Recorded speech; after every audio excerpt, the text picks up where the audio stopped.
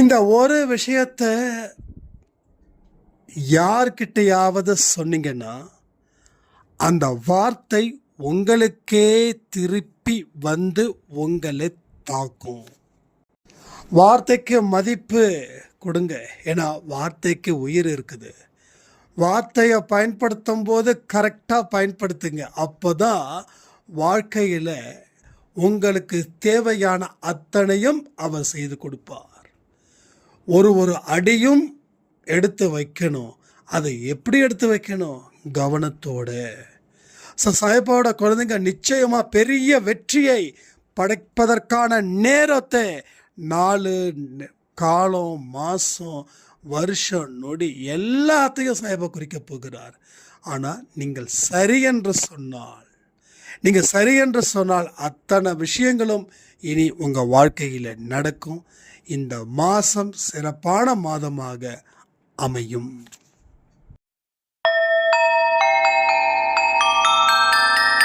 ஓம் சாயிரா சாயிரா, ஓம் சாயிரா சாயிரா, ஓம் சாயிரா சாயிரா, அன்பே சாயிரா, பேரன்பே சாயிரா, அகிலம் தளிக்க ஆத்மா விழிக்க அனுதினம் சாயிரா, எங்கள் அன்பே சாயிரா.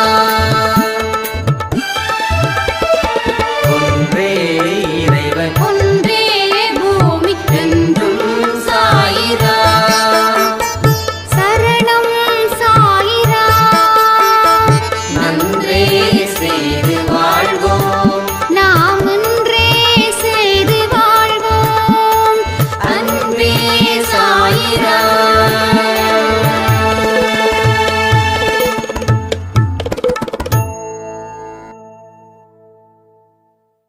சாயிரா. என் உயிரானவர்களே,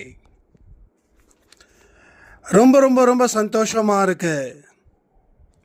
நீங்க ஒவ்வொருத்தவருங்களும் இந்த 1ஆம் தேதி அன்னைக்கு சாப்பாடு கொடுத்தது. ஆக்சுவலாக 2 நாள் நான் கொஞ்சம் அவுட் ஆஃப் ஸ்டேஷனு, அதனால என்னால் பேச முடியல. நான் பேசலை அப்படின்னாலும் உங்கள் கடமையை நீங்கள் ரொம்ப சிறப்பாக செஞ்சுக்கிட்டு இருக்கீங்க. கடவுள் உங்களுக்கு எல்லா வளத்தையும் எல்லா நலத்தையும் கொடுக்கணும்னு நான் பிரார்த்தனை பண்ணிக்கிறேன்.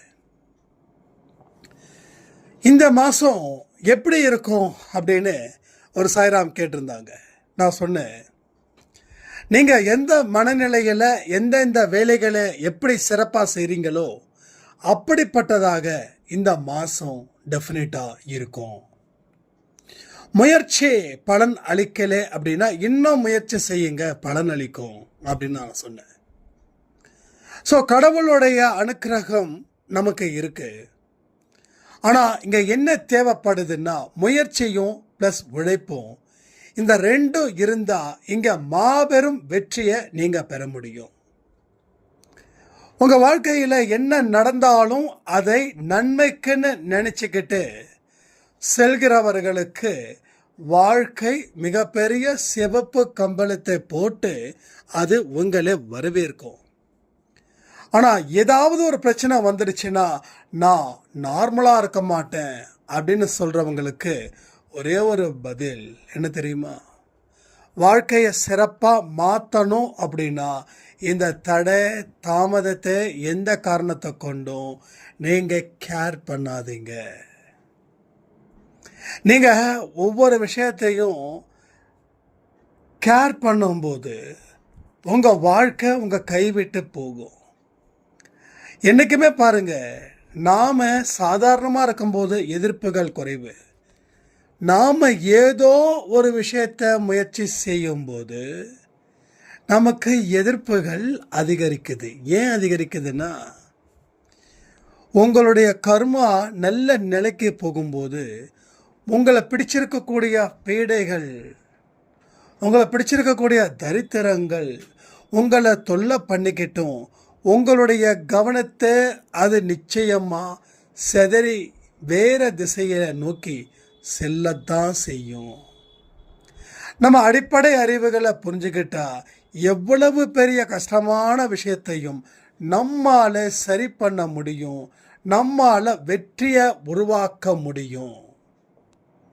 இங்க உங்க கைகள் கட்டப்பட்டதா நினைச்சு கைகளுக்கு வேலை இல்லைன்னும், உங்க கண்கள் கட்டப்பட்டதா நினைச்சு கண்களுக்கு வேலை இல்லைன்னும், உங்க அறிவுகளை யாரோ கட்டப்பட்டதா நினைச்சு அறிவுக்கு வேலை இல்லை அப்படின்னும் நீங்க நினைக்கிறீங்க. இது மாபெரும் தவறு. இதுதான் மாய சக்தியோ மந்திர சக்தியோ இல்லை ஏதோ சக்தியோ உங்களை ஆழ்த்துது, வேற ஒன்றும் கிடையாது. ஒரு எதிரியை பார்த்து பயப்படுறவன் வாழ்க்கையில் ஜெயிப்பானா?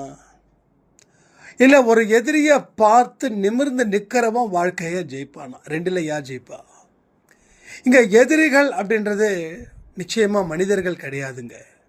உங்களுடைய கர்ம வினை அதுதான் பெரிய அளவில் எதிர்த்து நிற்குது. இதை முறியடிக்கணும் அப்படின்னா நிச்சயமாக அது நம்மளுடைய பலத்தாலையும் கடவுளுடைய பலத்தாலையும் நீங்கள் நிச்சயமாக அதை முறியடிக்க முடியும். ஒரு அருமையான வாழ்க்கையை வாழணும்னா கஷ்டப்பட தானே செய்யணும். ஏதோ ஒரு மூவியில் தேங்காய் பறிக்கணும்னா தேங்காய் மரம் ஏறித்தானே ஆகணும் அப்படின்றது போல் வாழ்க்கையை வாழணும்னா கஷ்டப்படத்தானே செய்யணும். கஷ்டப்பட்டாதான வாழ்க்கை கிடைக்கும்.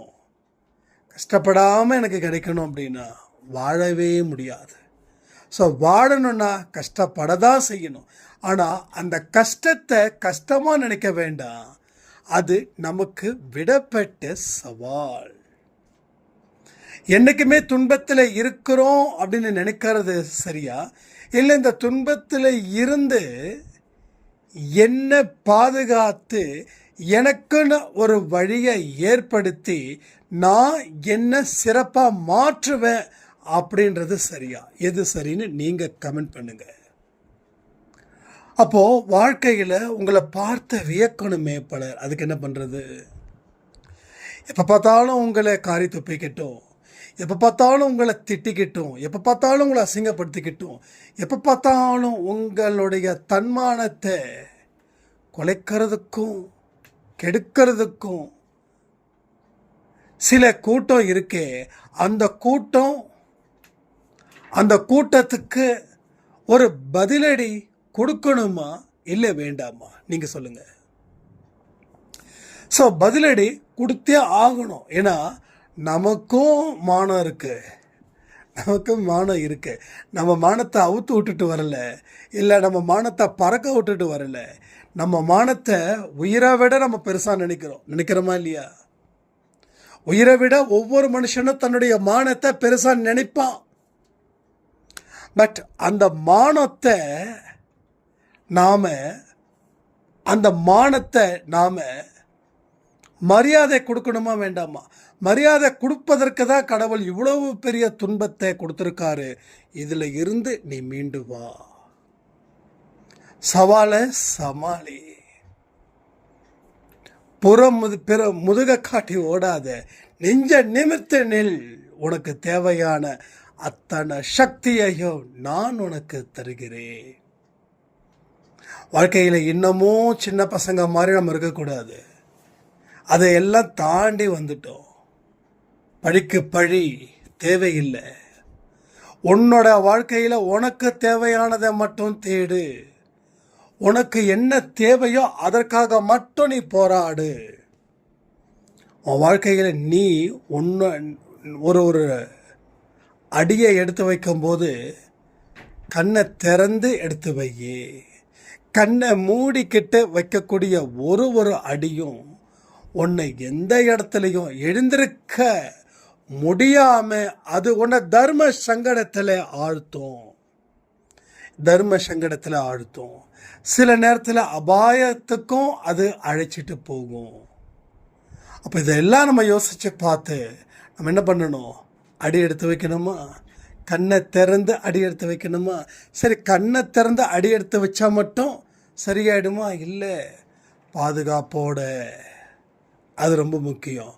பாதுகாப்போட ஒரு அடியும் கவனத்தோட ஒரு அடியும் வெற்றி இருக்குதுன்ற நம்பிக்கையோட நீங்கள் எடுத்து வைக்க தான் எவையவெல்லாம் உங்களை தாழ்த்தனானோ, எவையவெல்லாம் உங்களுக்கு துரோகம் செய்யணும்னு நினைச்சானோ, எவையவெல்லாம் உங்கள் வாழ்க்கையை அழிக்கணும்னு நினைச்சானோ, அத்தனை பேருக்கும் ஒரு அடியில் நீங்கள் பதிலை சொல்லி உங்கள் குனிஞ்ச தலையை நிமிர்ந்து நிற்க வச்சு மானத்தோட எனக்கும் வாழ தெரியும்டா, அந்த வாழ்க்கை எனக்கு தாண்டா கடவுள் கொடுத்துருக்காருன்னு நீங்கள் சாயப்பாவோட குழந்தையா இருந்து நிரூபித்து அதை அவருக்கு காணிக்கை ஆக்க வேண்டும். ஸோ நல்லா பாயிண்ட் பண்ணுறேன், கேட்டுக்கோங்க. உங்கள் வாழ்க்கை இப்படியே முடியக்கூடாது. உங்கள் வாழ்க்கை கண்ணீர் சிந்தவோ இல்லை, அவனுக்கு சூடு இல்லை, சொர்ணை இல்லை, அவன் அப்படிதான் அப்படின்னு யாரும் அந்த மாதிரி கேவலமாக பேசக்கூடாதுன்றது சாயப்பாட விருப்பம். ஆனால் நீங்கள் செய்ய வேண்டியது இந்த விஷயந்தான். அவர் மேலே ஆழ்ந்த நம்பிக்கை. நம்பிக்கை எப்படி இருக்கணும்? ஆழமாக இருக்கணும். நம்பிக்கை சும்மா பட்டும் படராமல் இருக்கக்கூடாது.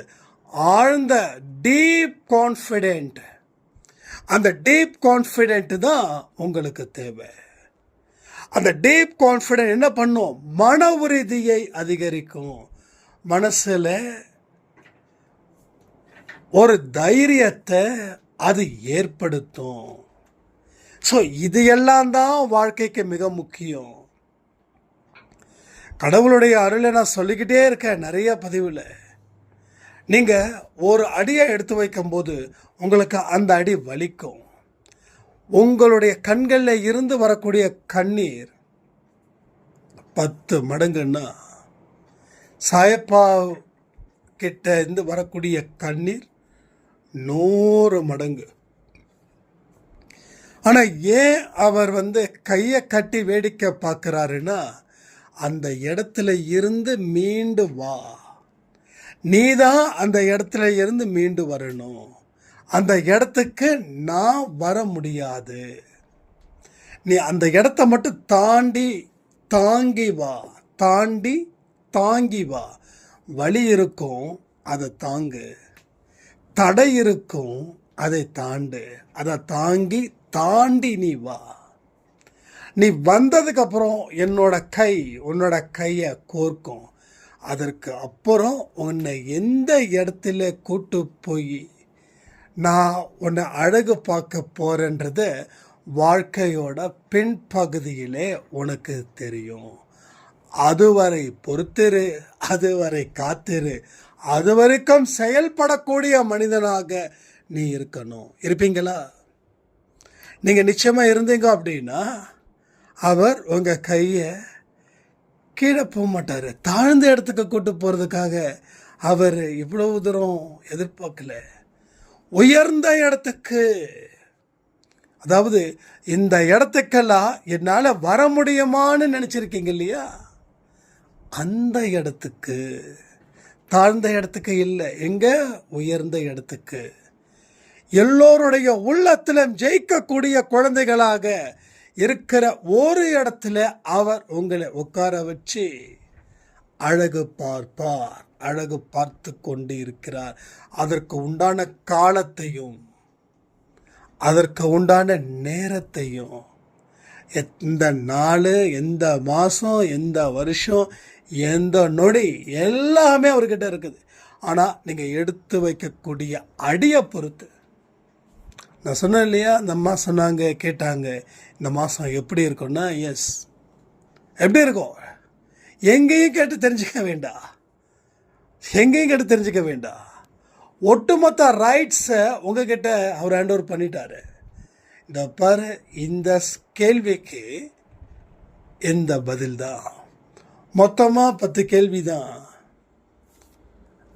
நீ ஹையஸ்ட் மார்க் வாங்கணும், 100க்கு 100 மார்க்கு நீ வாங்கணும் அப்படின்னா நீ இந்த 10 கேள்வியை நல்ல தரவாக படி, கிளியராக படி. எந்த இடத்துலையும் தோற்று போகாமல் இருப்ப. தேர்ச்சி நிச்சயம், வெற்றி நிச்சயம். நீ ஒரு சுதந்திரமானவன். ஆனால் படிக்கிற படிப்பை மட்டும் தயவு செய்து நிறுத்தாத. உனக்கு படிக்கக்கூடாதுன்னு சொல்லி பல விதத்துலேயும் உனக்கு தடையும் தடங்களும் வரும். இல்லை, உனக்கு படிக்கக்கூடாதுன்றதுக்காக நீ ஆசைப்பட்டதெல்லாம் உன் கண்ணுக்கு முன்னாடி கொண்டு வந்து நிறுத்தும். அதை பொருட்படுத்தாம, அதை எந்த இடத்துலையும் பொருட்படுத்தாம நீ மேலும் மேலும் மேலும் மேலும் முன்னேறு. இதை நீ படிச்சுடு, உனக்கு 100க்கு 100 மார்க். அதே தான் இங்கே சொல்லியிருக்காரு சாயப்பா. என்ன சொல்லியிருக்காரு, எப்படி சொல்லியிருக்காரு? இதை தான் அவர் சொல்லியிருக்காரு. ஒரே ஒரு விஷயந்தான், ஒரே ஒரு விஷயம். அது தெளிவான விஷயம், அது 100க்கு 100 புரிதலான ஒரு விஷயம். அந்த விஷயம் என்ன தெரியுமா? நீ உன்னுடைய வாழ்க்கையில் நீ வாழணும் அப்படின்னா ஒரு ஒரு அடியையும் கவனத்தோட நம்பிக்கையோட எடுத்து வை. நீ அந்த நிலையை நீ வச்சிட்ட அப்படின்னா எல்லா நிலையிலையும் நீ 100க்கு 100 வெற்றி பெறுவாய். 100க்கு 100 நீ வெற்றி பெறுவாய். சகலமும் உன் வசப்படும். ஒவ்வொரு நொடி பொழுதும் உனக்கானது தானே தவிர எந்த இடத்திலையும் எந்த தோல்வியும் உன் வாழ்க்கையில் வராது வராது வராது. வெற்றியை நீ நிச்சயமாக நிலைநாட்டுவாய். சொல்லுங்க, இப்போ சொல்லுங்க. உங்களுக்கு கேள்வியை கொடுத்தாச்சு, உங்களுக்கு படிக்க வேண்டியது மட்டும்தான், படிப்பதற்கு உண்டான புத்தகமும் கொடுத்தாச்சு. நீங்கள் என்ன பண்ணணும்? அதுக்கு நேரத்தை ஒதுக்கி அதை படிக்கணும். படித்து தேர்வை எழுதணும். தேர்வை எழுதுனா 100க்கு 100 மார்க். ஸோ இதைத்தான் அவர் சொல்லிக்கிட்டே இருக்கிறாரு. வாழ்க்கையில் எந்த இடத்துலையும் நீ தோற்று போவது இல்லை. எந்த இடத்துலையும் நீ தோற்று போவது இல்லை. திரும்பவும் சொல்கிறேனே, இது ஆறுதலுக்கான வார்த்தை இல்லைங்க. ஆறுதலுக்கான வார்த்தை இல்லை. ஆறுதலுக்கான வார்த்தைகள் எல்லாம் நம்ம பேசுகிறதே இல்லை, பேசவும் மாட்டோம். ஆறுதல் அப்படின்றது ஒரு கான்ஃபிடென்ட்டை கொடுக்குமா என்னன்னு எனக்கு தெரியல. ஆனால் அந்த நேரத்துக்கு சந்தோஷத்தை கொடுக்கும், அந்த நேரத்துக்கு நிம்மதி கொடுக்கும். ஆனால் நம்ம சொல்கிறது என்ன தெரியுமா? யாரும் ஆறுதல் சொல்கிற அளவுக்கு நம்ம பரிதாபத்துக்குரிய மனுஷன் இல்லை. யாருமே ஆறுதல் சொல்ல வேண்டாம். நீங்கள் கமெண்ட் பண்ணுங்க, எனக்கு யாரும் ஆறுதல் சொல்ல தேவையில்லை. ஏன் ஆறுதல் சொல்கிறாங்க தெரியுமா? உங்கள் மேலே பரிதாபப்படுறாங்க. பிச்சைக்காரர்கள் பாவம் இல்லை, அவங்கள விட மோசமாக அவர்கள் பாவிக்கிறார்கள் உங்களை. இது உங்களுக்கு தேவையா? நல்லா புரிஞ்சுக்கோங்க. ஒவ்வொருத்தவங்களும் உங்கள் மேலே எந்த மாதிரியான ஒரு தாட்ஸ், அதாவது எண்ணங்களை வைத்திருக்காங்களோ அதுதான் உங்கள் வாழ்க்கையாக மாறுது.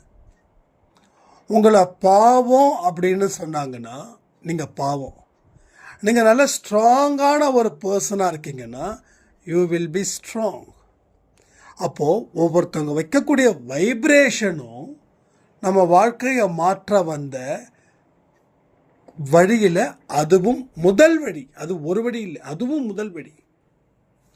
அப்போ நம்ம எத்தனை பேர்கிட்ட நம்ம குடும்பத்தை பற்றி எவ்வளவு கண்ணீர் விட்டு சொல்லியிருப்போம். அவங்க உங்களை பற்றி எத்தனை பேர்கிட்ட சொல்லியிருப்பாங்க. மற்றவங்க உங்களை எந்த பார்வையில் பார்த்துட்டு இருப்பாங்கன்னு யோசிச்சு பாருங்க. ஐயோ, அந்த அம்மா பாவம், அந்த அம்மாவோட கணவர் சரியில்லை, அந்த அம்மாவோட கணவர் தண்ணி அடிக்கிறவர், அந்த அம்மாவோட கணவருக்கு ஒரு பொம்பளையோட தொடர்பு இருக்குது, அவர் வாழ்ந்துக்கிட்டு இருக்கார், அந்த அம்மாவோட குழந்தைங்க பாவம். அதே போல் உங்கள் குழந்தைங்களுடைய எதிர்காலமும் கெட்டு உங்களுடைய எதிர்காலமும் கெட்டு என்ன ஆகுது? வாழ்க்கையே முடிஞ்சு போயிடுது. அப்போ நம்மளை எந்த அளவில் மற்றவங்க பார்க்குறாங்கன்னா அது யார் காரணம் தெரியுமா? வீட்டுக்குள்ள 4 செவுத்துக்குள்ள நடக்கக்கூடிய ஒவ்வொரு விஷயத்தையும் அந்த சத்தம் முடிவதற்குள்ளேயே நீங்கள் அப்பப்போ லைவ் அப்டேட் யார்கிட்ட பண்ணுறீங்க? உங்கள் நெருங்கின தோழன்கிட்ட, தோழிக்கிட்ட, பக்கத்து வீட்டுக்காரவங்க கிட்ட. இதெல்லாம் சொல்லி என்ன ஆகுது? உங்களுக்கு அந்த நேரத்தில் ஒரு ஆறுதல் கிடைக்குது. எஸ், நான் இல்லைன்னு சொல்லலை. அந்த நேரத்தில் கிடைக்கக்கூடிய ஆறுதல் லைஃப் லாங் கிடைக்குதா? இல்லை. ஒரு அம்மா கண்ணீர் விட்டாங்க. ஒரு அம்மா பயங்கரமாக கண்ணீர் விட்டாங்க. என்னோட நெருங்கிய தோழின்னு சொல்லி என் குடும்பத்தில் இருக்கக்கூடிய அத்தனை விஷயத்தையும் சொன்னால், என்னுடைய நெருங்கிய தோழி என்னுடைய எல்லா தோழிங்கக்கிட்டேயும் எங்கள் குடும்பத்தை பற்றி சொல்லி ஒவ்வொருத்தவங்களும் எங்களை பரிதாபமாக பார்த்து எந்த ஒரு வீட்டு ஃபங்க்ஷனுக்கும் எங்களை கூப்பிடல.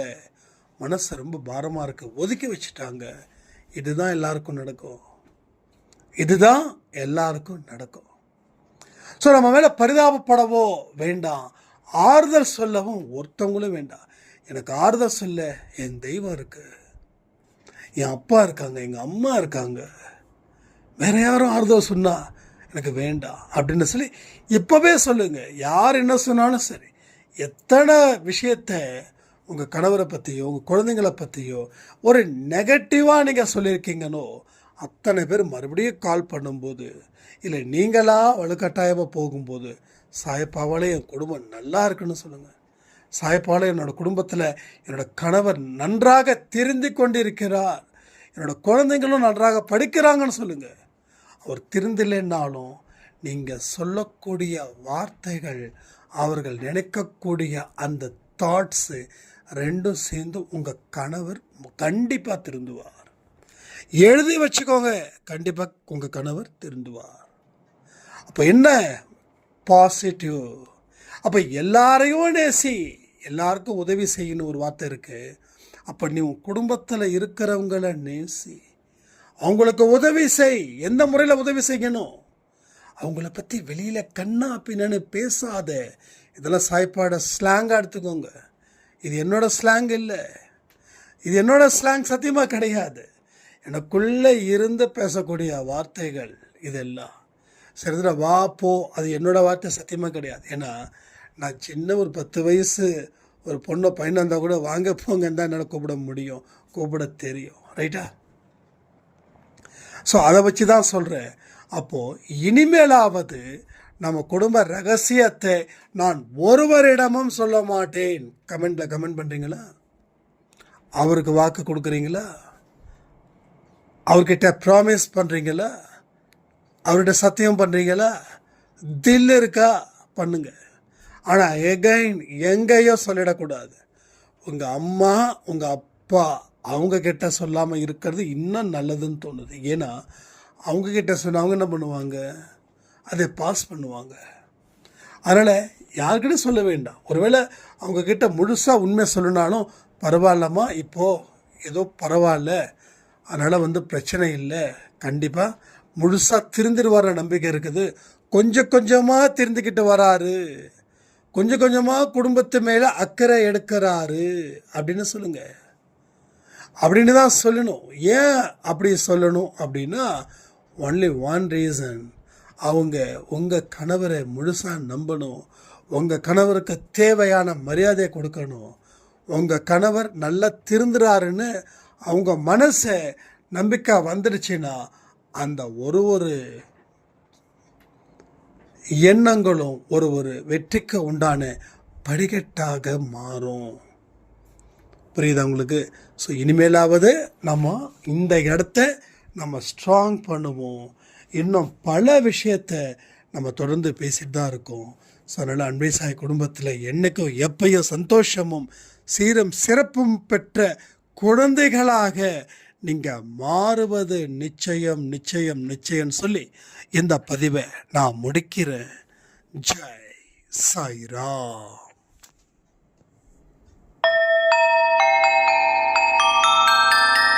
ஓம் சாயிரா, சாயிரா, ஓம் சாயிரா.